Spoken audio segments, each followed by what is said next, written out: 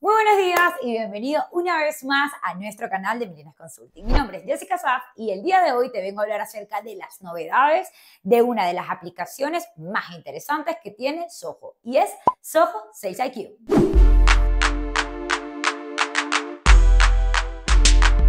Como sabes, Zoho Sales IQ es un chatbot dentro de la web que normalmente nos visualiza cuántas personas han entrado a nuestra web, cuánto tiempo han estado en nuestra web, cuáles son las páginas que han visitado dentro de nuestra web y asimismo nos ayuda a captar datos.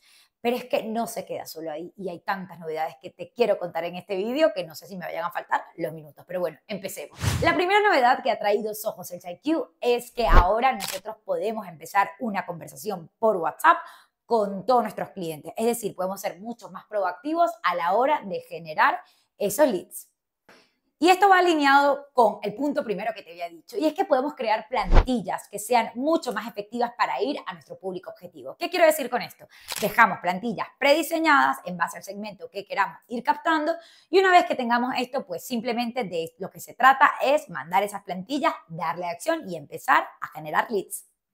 Y sabemos que en toda empresa siempre hay muchos procesos que normalmente ralentizan nuestro trabajo. Y es que ahora Zoho Sales IQ tiene algo que está en boca de todos. Y es básicamente el flujo de trabajo que podemos realizar. Es decir, si vemos que hay algún caso en el cual nosotros, por ejemplo, quisiéramos pasar esa conversación a algún perfil o si alguien nos deja una mala reseña y queremos responderle de forma inmediata o al menos comunicar a alguien, pues con las aplicaciones o con esta parte de regla de flujo de trabajo podemos hacerlo y de esta manera poder reducir los tiempos entre un paso y otro. Así que esta nueva actualización está buenísima. Y una de las cosas más interesantes que he querido dejar para el final es los bots. Es decir, ahora no tenemos que crear un bot desde cero, ahora no tenemos que consultar con otra empresa para poder tener un bot dentro de nuestra web, sino que lo podemos hacer nosotros mismos desde Zoho Sales IQ.